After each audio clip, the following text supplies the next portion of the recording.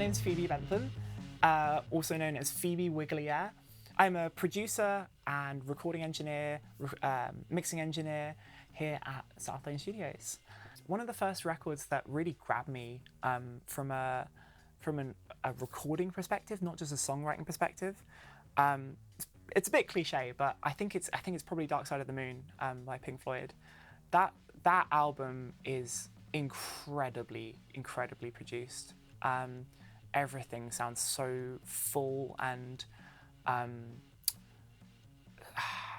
intentional, I think is the best word for it. Everything feels very intentional. Although yeah, it's a bit of a cliche shouting out Pink Floyd. Like, yeah, it's great. It's great. Who cares? I'm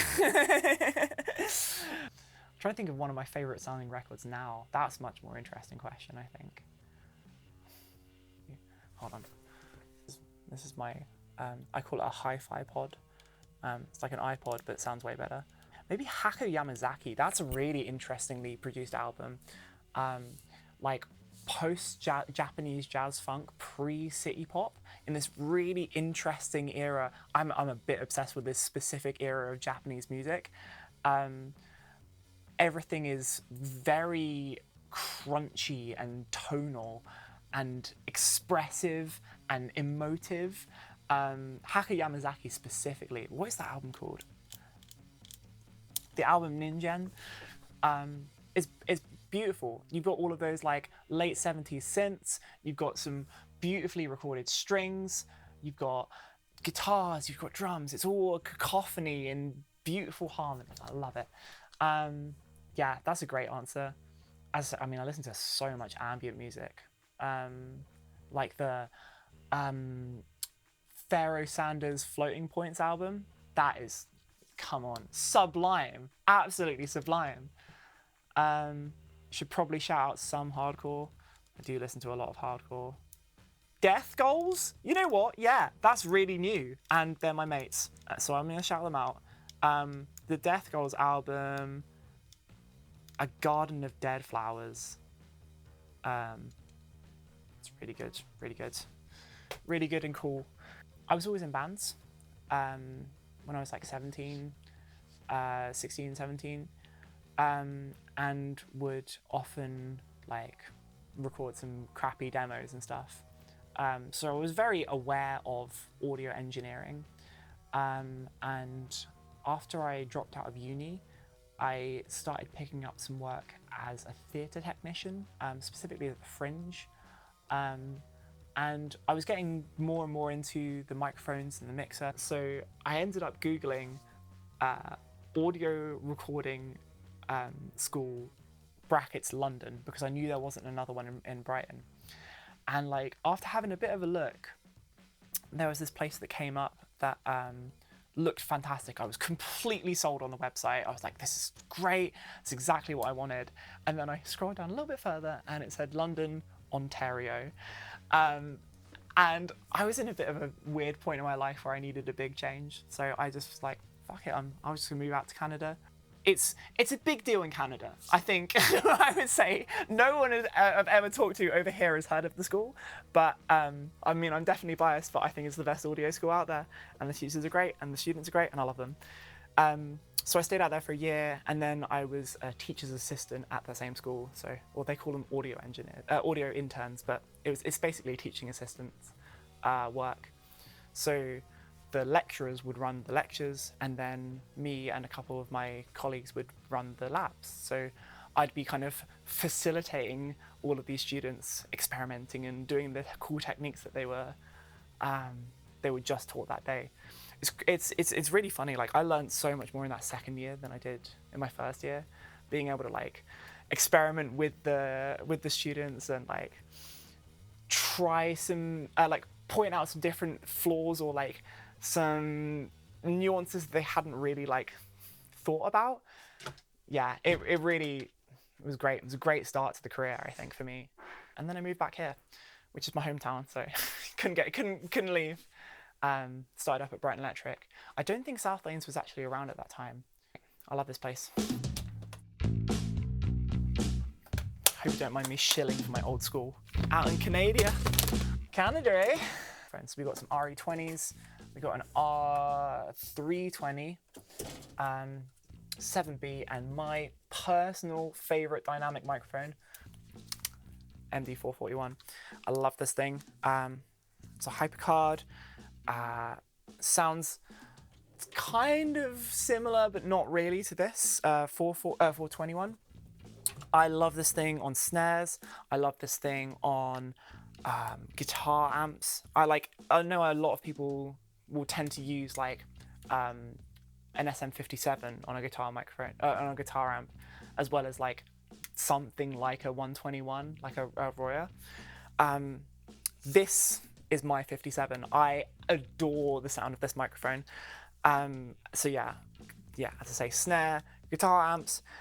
Used it as a trombone mic the other day. Sounded fantastic on that. It's a real go-to for me, and I love it. Yeah. And then I think we've got some 57s and some beta 57s and stuff. And ooh, yeah, this guy. I like this guy and that guy. Oh no. This is a Bear Dynamic 201. I often just say that whenever I talk to people about this mic, I always say it's just a 57 but better, and I really stick by that. It's everything you love about the 57 but more and cleaner and better, and I really, really like that microphone. And this guy is a weird little one. This is a Electro Voice ND408. Couple of weird properties about this microphone. I like this on floor toms a lot, because it has an insane proximity effect. If you get this close to the floor tom drum, you get this really big and present bass sound that I kind of struggle to get from any other microphone. So this is a really good choice for a floor tom specifically. I kind of don't think I'd use it on anything else, but it's good for that. Yeah. This thing, I've literally got no idea. We're in this together. Bunch of bullshit. We got some C12s. We got two C12s. This is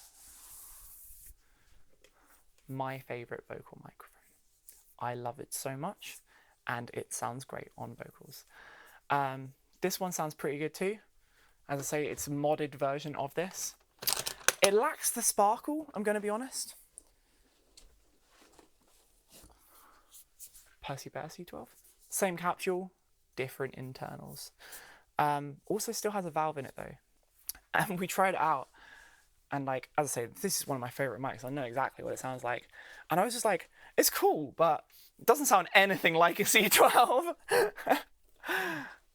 The different polarities in condenser microphones or multi-polarity condenser microphones are really just different ways of summing the front plate and the back plate.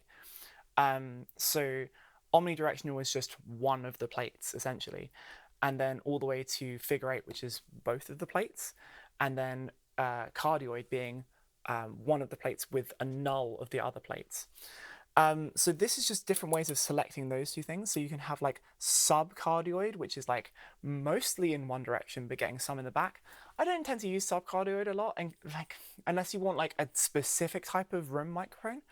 But once you go past here into supercardioid, hypercardioid, and then almost just going straight to figure eight, it gets more and more directional at the front, and you lose some detail at the sides, but you start getting more sound coming in from the rear. So it's all about thinking about what you want to reject and what you want to highlight in as far as like what you're capturing. But I'm quite a big fan of a super and a hypercardioid polar pattern. I like having nulls on the side. This is just a completely personal thing. I think it's like something I like about like different workflows and stuff, but I like being able to null the sides, which I think is why I like ribbon mics so much. It's just because they're all figure eight, and you can. It's a shape that makes a lot of sense in my head. Whereas cardioids, I sometimes get very frustrated at how much side spill you get in them.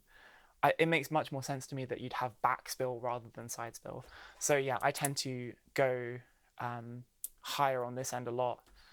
But yeah, There's something about the C12 VR that has a real brightness, a real crispy, lovely tactileness to it that just plays so well with vocals. We got some ribbon mics, beautiful little Coles 4038. Can't go anywhere without it. Sounds so good, that microphone. I use it a lot as like a mono overhead, or if I'm recording anything with strings, so like a violin or even an acoustic guitar, it sounds great on. This is a T-Bone RB500, much darker ribbon microphone. Sounds great though. Again, I've used it on acoustic guitar a fair bit, but if you ever want to get that kind of like Chet Baker sing style vocal effect, that's a really good choice for that. I mean, it's a telephone mic. It's not that. It's pretty self-explanatory. We've got some M160s. We've got an M260, which is a bit of an oddity. I like this microphone a lot. Feels very nice. It's got a good feel in your hand. It sounds a lot like its little brother, just a slightly bigger diaphragm and a bit brighter in my experience. We have, that's where our U87 would normally go. We've got these guys though, these are great. The Sony C48s. Very slept on microphone in my opinion. It's a condenser microphone. Sounds very similar to a U47, or a FET47 specifically, because there's no valve in this. Anything to talk about in here? FET47. Classic microphone for a kick out. Also sounds very good on guitar amps. Guys, don't really use those guys. Ooh, yeah, okay, we've got some cool ones in here. Pt1. I really like using this thing as a kick-in drum. Especially if I've got a drummer who's doing a lot of double kick stuff and you want to get a lot of definition from the beta. This is an excellent choice for that, especially with the EQ on the bottom. People always forget about the EQ on the bottom. It sounds wicked. These are also very cool too. These are Millab VIP50s. An incredibly clean microphone, like almost like sterile. If you want like something to sound exactly like it does in the room, if you've got like a great sound in the room, this is a good choice. It's like a room microphone. It also sounds quite good on strings as well, although I tend to like having quite characterful mics as on violins. But if you're looking for like a very detailed and clean sound, this is a really interesting choice. It also, because it's so clean, tends to like elevate the color that you give it later. So like if you use this plus a very colorful preamp or like a very colorful compressor, you tend to get some really interesting results. Bunch of cool bare dynamic microphones. Can't go wrong with a 421. I mean, classic examples of uses for it are on toms. And it does sound great on toms, but it sounds very good on snare too. It sounds great on guitar amps as well. It's a broadcast microphone originally, so it's quite full range. I'm gonna be honest, I use it on everything. It's a Ludwig LM400. Sounds great, lovely metal snare. It's so versatile, real workhorse of a snare that. I think we're done in here.